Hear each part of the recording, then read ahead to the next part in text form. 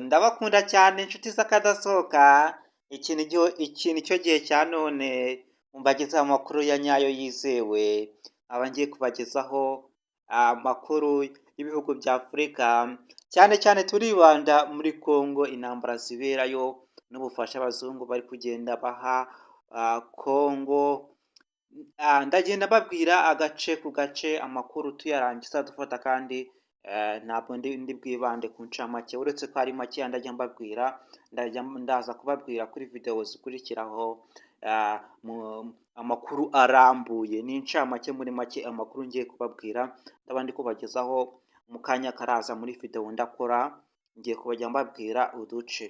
Dutangiriye muri Congo aho Generali Gasikuri wa FARDC yapfuye. Icyo yasize ngo ni uko yahawe ubufasha bwinshi ngo ahashe M23 zikamupfana ubusa izo ntwaro. Yohererejwe ibibombe byinshi cyane kugira ngo ahashe M23 bikamuza kumupfana ubusa. Uyu mushenari akaba yaraherereye mu gashyamba bita Walikare, akaba ariho yaherewe uburozi akaza gupfa kugira ngo atazaza kwifatanya n'igisirikari cy'umutwe w'iterabwoba rya M23. FARDC yajyaga imuhamagara akanga kwitaba, bamwoherereza uburozi kugira ngo atazifatanya na M23 aza kwicwa. Abasirikare bava mu gace k'ijwi bari kwihuza n'umutwe wa FDLR, ukaba mu minsi yasize warangaje abasirikare barenga 300 nabo bari kuva mu gace k'ijwi bakifatanya kugira ngo bubake umutwe uhambaye, kubera ko bumvise ko u Rwanda ruri kwifatanya na FARDC kugira ngo bahangane bahashe FDLR. Uyu muhungu bita Jean-Luc Habyarimana akaba ari umuhungu nyine wa Habyarimana, akaba yarageze hano muri ambasade ya Congo aje kuvuganira umutwe wa FDLR kugira ngo batawirukana, kubera ko intambara ya FDLR yari ifatanyije na FARDC kugira ngo bakubite M23 byarabapfubanye. Twakomeje. MONUSCO yohereje abasirikari bayo b'Ubuhinde batwaye intwaro zo gufasha ibihugu nka RDF na FARDC aho bita umutaho Goma, hafukiwe igisasu gikomeye cyane mu kibaya cya Kirinda. Ibifaro blende, imbunda bita moto, hamwe izi ntwaro za MONUSCO yari yohereje izi ntwaro ikoresheje abasirikare b'Ubuhinde n'abasirikare ba Kenya. Yohereje ibifaro kugira ngo bifashe RDF na FARDC guhasha umwanzi FDLR. Ndaza mbabwira intare za Sarabwe nizo zabafashe zibaka izi ntwaro, zibasezeranya ko bagomba gusubira inyuma bitaba ibyo. Izi ntwaro za Sarabwe zahise zihamagara M23, umuyobozi wazo yahise ababwira ko batagomba kubemerera gukomeza, ko ntacyo bafite kandi ko nta n'ibirindiro bahafite.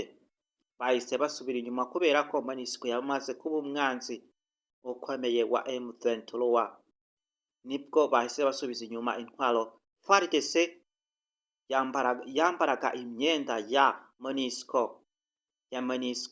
bagatera M23 5 bitwaje imyenda ya MONUSCO, bagahisha imyenda ya FARDC y'igisirikare cya Congo. General Kawinda nawe yahawe uburozi nyuma y'uko General Gasikuri yahawe uburozi agapfa kubera intwaro zo mu gace ka Kiwindi. Nibwo izo ntwaro bamuhaye kuzikoresha hasha umutwe wa M23. Yaratsinzwe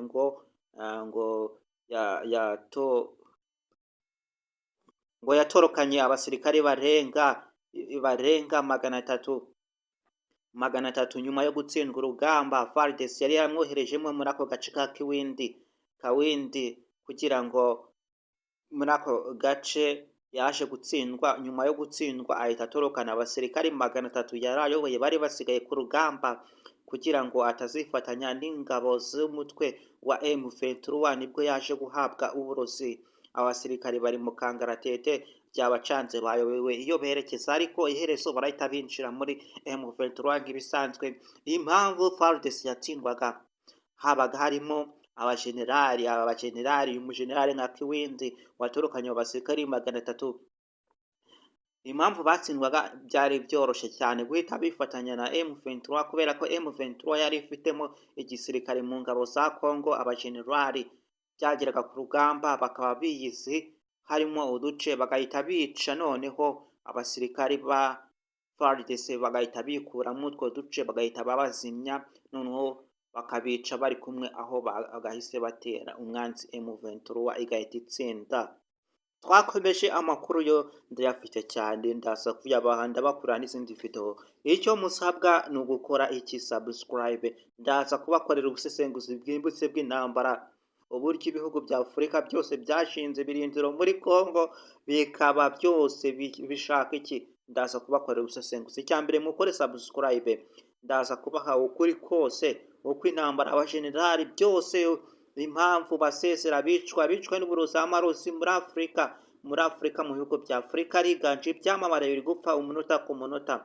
Aya marozi wibesha ukayavuga ukagaragaza uko bapfuye n'uko byagenze ibi wabizira. Ibyo byose ndaje mbibabwire, mukore subscribe gusa. SADC n'abasirikari b'u Burundi bavuze ko bagiye kuvana abasirikari ku butaka bwa DRC Congo kubera ko u Rwanda rwinjiye muri iyi ntambara. Murabizi ko n'amayobera iby'intambara ya Congo. Aba basirikari b'u Burundi impamvu bagiye kuvana aba basirikari babo ku butaka bwa Congo, murabizi ko u Burundi bwifatanyije na FARDC bari kurasa kuri M23, none FARDC nayo yifatanyije n'u Rwanda. Urukumva ko babakuyeho nyine, urumva M23 irahita yifatanya ihite irasa noneho abasirikari b'u Burundi. Niyo mpamvu bagiye kubakura kuri ubu butaka bwa Congo kubera RDF yifatanyije na Congo nyine. Murabyumva ibikurikiyeho, bamwe batangiye kuburirwa irengero mu gace ka Nyabushonga, niho haba FDLR. Ubwicanyi bukomeje gufata intera, abaturage bicwa. Iyi FDLR niho yatangiye kwangasha abasirikari benshi bavuye mu gace k'Ijwi bari kuza kwifatanya na FDLR kugira bubake igisirikare gikomeye cyo kuza gukubita u Rwanda kubera ko rugeze muri Congo. Kubwira umuntu ngo uzamutera akagusanga iwawe, ibyo ni agasuzuguro. Niyo mpamvu mu minsi isize FDLR yangashe abasirikare barenga 600, hiyongeyeho nabo bari kuza bavuye mu gace k'Ijwi. Bakomeje kubaka igisirikare gihambaye kugira ngo bahashe umwanzi wa RDF niko bamwita muri Congo, abo ba FDLR. Nyuma y'uko Congo FARDC nayo yahise yepakurura uyu mutwe wa FDLR, RDF na FARDC bagahita bifatanya kuza guhangana no gutwika uyu mutwe wa FDLR, nawo wahise wubaka uhindura ingamba n'ibirindiro mu gace ka Matembe. FDLR M23 imaze kugezayo abasirikari bayo barenga ibihumbi, noneho imenye ko izimena ibimodoka bya gisirikare byuzuye abasirikari, intwaro, ibikoresho byo guhangana no kuzimya umutwe wa FARDC. Uyu mujyi wamaze guhabwa igisirikari cya Uganda, nicyo cyawuhawe. Uyu mujyi wahawe igisirikare cya Uganda ngo kirizewe cyane. Igisirikare cya Congo cyangwa se ubuyobozi bwa Congo bwahaye aka gace ka Matembe,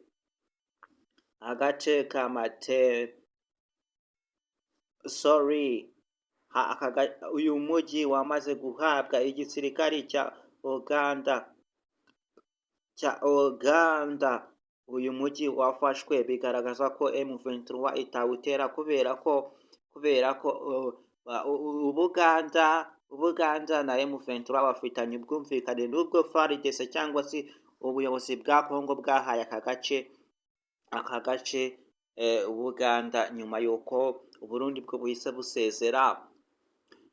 Mbabwira ngo izi ntambara ugiye mu busesenguzi bwimbitse wasanga nta ukuri aho gushingiye aha ngaha benshi ntabwo bakuzi, kubera ko ibihugu bya Afurika byose biri kugenda byifatanya bigira ute bisemya. Ndaje mbabwire, reka mbabwire noneho amakuru ya nyayo yizewe. Iki gifaru cyangwa se iyi radari, ibifaru za radari zivuye mu gihugu cy'Ubuhinde kikaba gihaye Congo umutwe wa FARDC iyi radari yo kuzimya umutwe wa M23. Tekereza kabiri byimbitse, kubera iki abazungu abanyamahanga batangiye kwinjira nabo mu ntambara ya Congo. Intwaro zihambaye, reba nka Sukohi bari barahawe, iki gihe M23 yahise izizimya. Tugendeye ku musirikare bita uyu mujenerali Kawindi ko yatorokanye aba basirikare bavuye 300 bavuye muri FARDC nyuma yo gutsindwa n'umwanzi M23. Izi ndege zararashwe, wasanga aribo bahise bazirasa, bari muri FARDC nyine, kandi bayobowe na generali, bagahita bahita bazimya abasirikari ba FARDC, kandi bari mu umwanzi M23 ifite umwanzi muri FARDC. No kugambanira umuntu kandi muri kumwe ukamwohereza kwica inshuti ye, noneho ukamuha abambari agahita bica batari wagera ku rugamba, akaza avuga ko yakubiswe kandi ari we wabishe. Tekereza neza byimbitse, Congo ni igihugu kinini gifite ubutunzi buhambaye, niyo mpamvu ibihugu bya Afurika byose hafi ya byose bigerageza kujyayo ngo bigiye kugarura amahoro n'intwaro Ubushinwa bwahaye Congo Ubuhinde. Aya ni amahirwe cyane kugira ngo baze kuyora ubutunzi. Nta muntu waza kugufasha gutyo gusa, nta nyungu abifitemo, kandi abasirikari be bari buze kuhatikirira.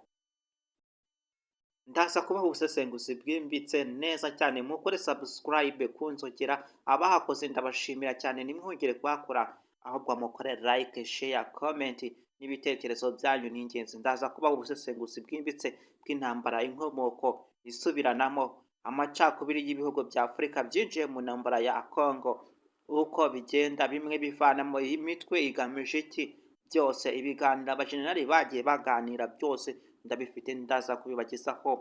Iyi video yari incamake y'amakuru ndi kubaha, aya nyayo ndaza kuyabaha birambuye muri video ndaza gukora mu kanya. Icyambere ni ukunkurikirana 5 kuri uyu muyoboro wanyu, ubundi nkabaha amakuru ya nyayo ku gihe, mbabwira ngo ndabakunda cyane mbisubiyemo. Ndashimira abantu mwese mwagiye munyereka ko turi kumwe, mufata umwanya mukareba izi video, amakuru agezweho kurusha amakuru abakurusha ubutunzi. Kandi mu banyeshuri ibihumbi n'ibihumbagiza hagomba kubaho ufite amakuru muri bo, niwe mutsinzi, niwe muntu watsinda intambara. Ahatewe yamenya kwitabara, akamenya aho ahungira n'aho areka. Ahatewe, aho umwanzi yateye akamenya aho ahungira, aho yarokorera ubuzima bwe. Niyo mpamvu mpari ngo mbagezeho amakuru. Ucyumva amakuru uzajya wumva utekereze neza, ubuzima buhambaye. Udafite amakuru ntacyo waba uri cyo, nta buzima waba ufite. Kugira urye ni ukuba ufite amakuru ahagije ku byo urya n'akamaro bikumarira. Niyo mpamvu ugomba kumenya amakuru ngo urinde ubuzima.